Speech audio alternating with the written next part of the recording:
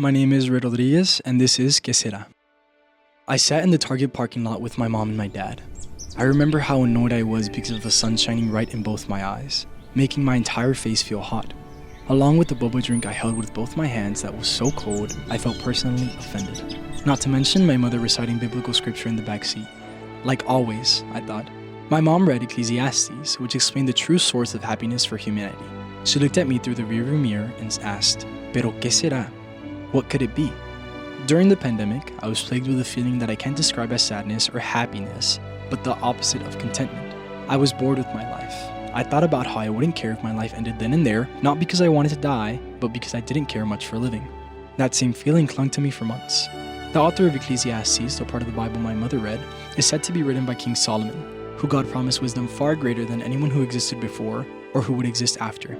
He wrote how he too dealt with the emotions I experienced. Meaningless, meaningless, meaningless. Everything is utterly meaningless, the book says.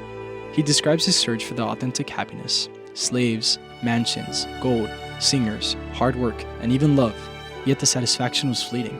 My grandmother, Malola, passed away during the last few months when social distancing and masks were required.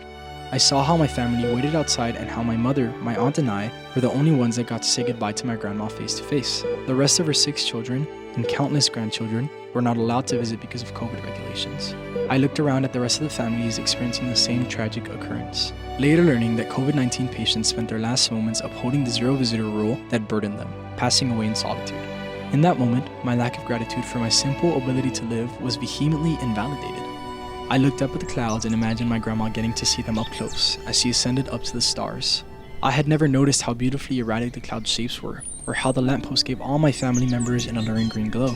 The day after, I felt so lucky to eat an elote with my cousin, corn on the cob with mayonnaise and cheese. We had the privilege to laugh and share over how lucky we were to have spent so much time with Malola. Over the last year, I felt the same black and white filter slip into the way I perceived life. I start to complain about how fast or slow time is moving, how alone I feel, or how unhappy I am with the way that I look. How dare I think as I snap into it. How lucky am I to experience family, peeling a mandarin and having it be sweeter than usual. The feeling of missing the fall right in the middle of the summer. The time of day after sunset where everything looks tinted blue. Feeling seen, feeling alone, feeling love. How lucky are we? King Solomon concludes Ecclesiastes by describing one of God's greatest gifts, the human ability to thoroughly enjoy the meaningless and the fleeting. As I sat in the Target parking lot, my question of, "This is it?" turned into an exclamation. This is it. I realized how beautiful the sun looked pushing through the empty spaces in the clouds. I realized how delicious the purple drink I held in my hands was. I will remember the day I became conscious of my fighting strategy to combat mediocre emotions. That is, to take a breath, look around, and repeat. This is it.